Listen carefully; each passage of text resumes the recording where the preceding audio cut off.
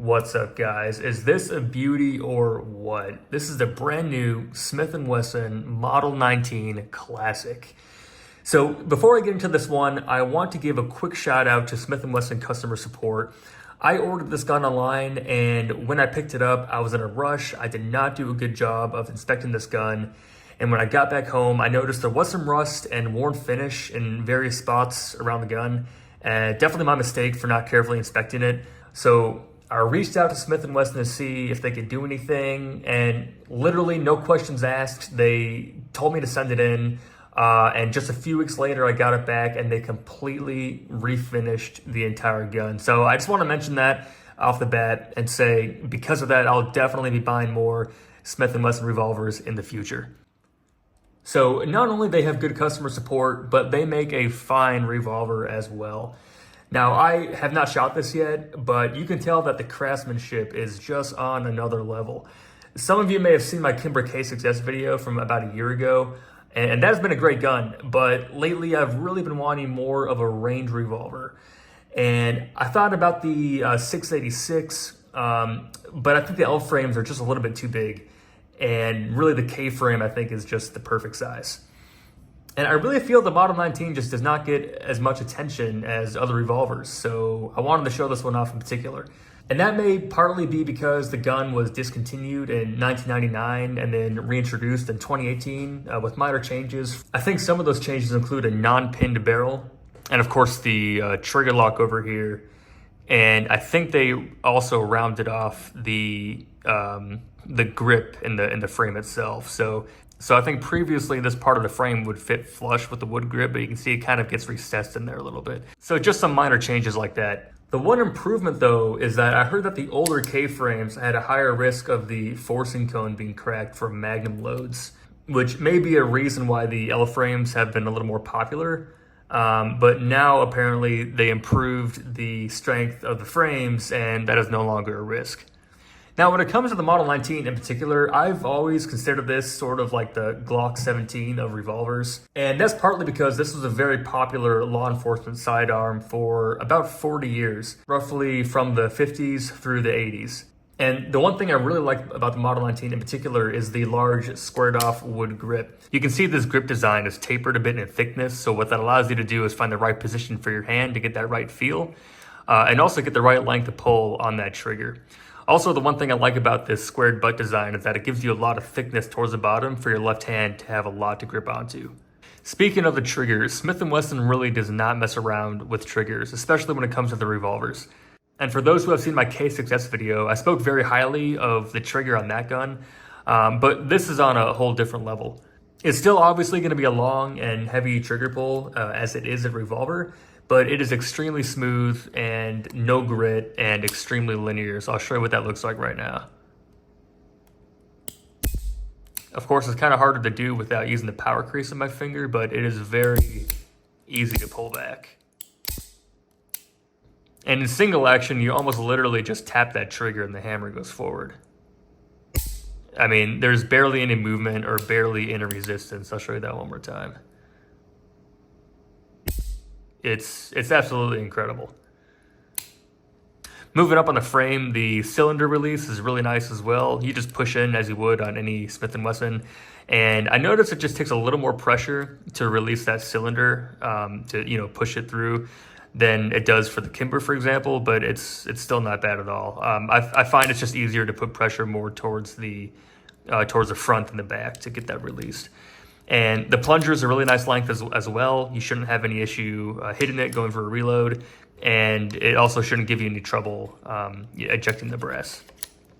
I also really like the way they did the shroud on the Model 19. So unlike other revolvers like the 686 where it goes all the way to the end, which I think is kind of an aggressive look, this just stops halfway through, and it has a nice taper look as well to kind of give it like a smooth transition from the front of the gun towards the middle. The only thing I can maybe criticize, which is being very nitpicky, is the sights. And that's partly just because I'm very used to the 3 white dot sight picture on my K6S. I've grown very fond of that. I've always liked the white dots on sights. But these sights are very good as well. And of course, these are very standard across all manufacturers for revolvers, so I can't really complain there. I've shot with these kinds of sights on mini Smith and Wessons in the past. Not guns I've owned, but just guns I've shot, and they work absolutely fine.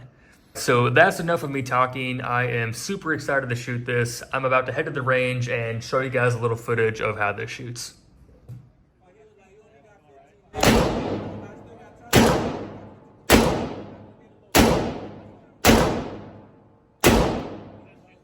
But yeah, I mean, like, in a revolver is very smooth. I feel like, again, with these wooden grips, you got to hold them a little more tightly than you would with rubber. But overall, it's not bad. We're going to push it back to 10 yards.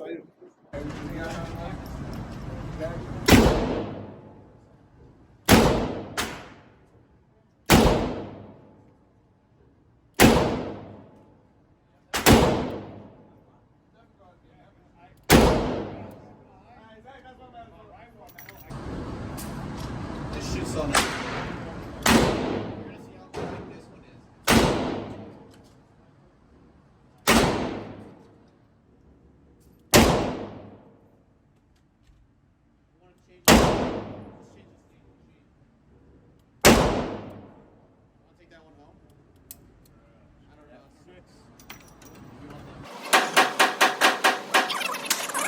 But it is smooth. I mean, it's not the best group in the world, but for the first time shooting this gun, it's not terrible.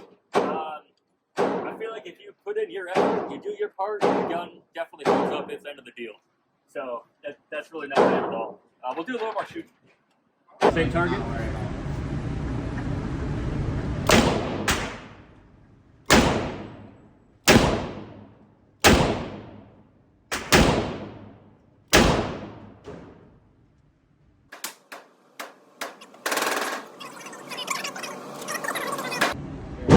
Yeah, okay, no, that I put one way over there. I don't know how that happened. I mean, I got the lift in that one. So, all right, so we got the set at 10 yards. Just gonna go for kind of more practical shooting, a little more speed, and do a reload too, just kind of show you what that looks like. All right.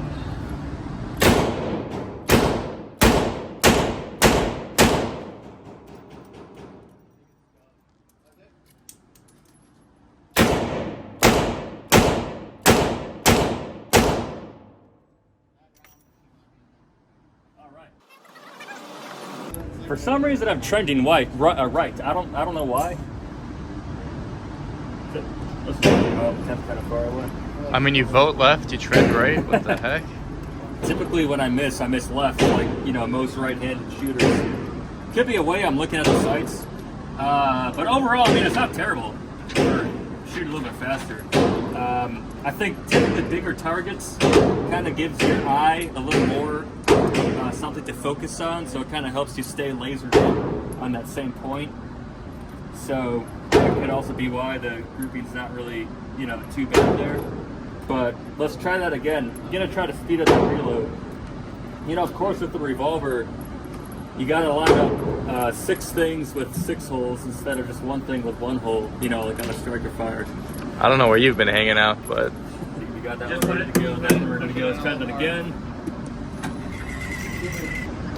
Let that cool down a little bit. It's kind of hard to do that reload when you have like a, you know, burning fireball in your hand. Cool. I'm gonna stage this here for a reload, and let's give it a try.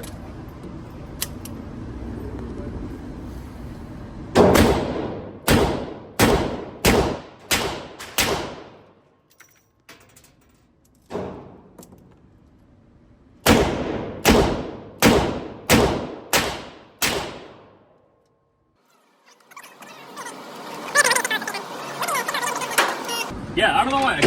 I'm definitely shooting right. It looks like I thought I had my sight, you know, dead center. I don't know what's going on. But let's try that again. I think I'll put it back a little bit further this time. All right, 45 yards. Let's see. Sorry, 45 feet, which is 15 yards. yeah, you're not that good. Yeah, I'm not a Jerry Mitchell. All right, let's see what we can do.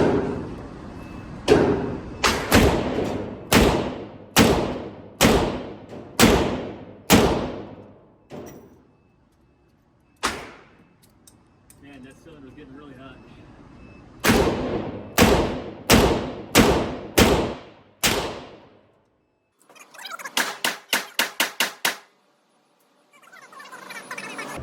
we're almost about 100 rounds. I think we got 10 rounds left. So yeah, I mean, not bad for 45. I can't really tell which holes are which.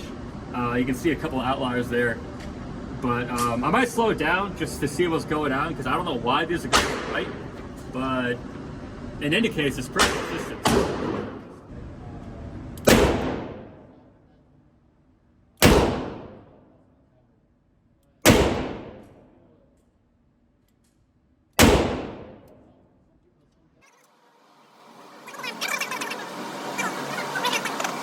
But cool, yeah. I mean, I brought my sight kind of around here and started going here. So it seems like it's kind of shooting to the right. I'm not sure if that's because the barrel is getting extremely hot right now. But in any case, the grouping is more than adequate, so I'm pretty happy with those results. Especially for a revolver, I'm relatively new to the revolver platform. The K6S is the only other one I have, so this will be my second revolver. But they are a lot of fun to shoot, and in any case, they definitely improve your shooter skills overall. So cool. I guess that's all the shooting for today. And unless we have another box down there. What's your catchphrase? What's my catchphrase? Yeah. Do I have one? I think that's it. We'll see you next week. Thank you very much. All right, so we are back from the range. That was exactly 100 rounds, and overall, I am very impressed with this revolver. The main criticism I have is just the wood grips. In my experience, wood hasn't been that great for recoil control in general, but surprisingly, this gun handles recoil extremely well. It's just a bit snappy enough, though, to make those grips move on you just a little bit. Probably with 38 Special, the wood would be just fine. But I know luckily there are a lot of great grip options for the Smith Wesson K-frame. And again, I just want to mention that I really think the K-frame is the perfect revolver size. It's just big enough to tame the 357 without becoming too bulky like the L-frames, which have always felt top-heavy and unbalanced in my hand. To my knowledge, Smith Wesson does make the Model 66, which is essentially this gun, but in stainless steel and with rubber grips. So if you're looking for a K-frame with rubber grips straight from the factory, that would be the way to go. So that's all I got for this first impressions video. I would love to hear your thoughts on this gun as well as other Smith & Wesson revolvers. So thanks for watching, guys. I'll see you next time.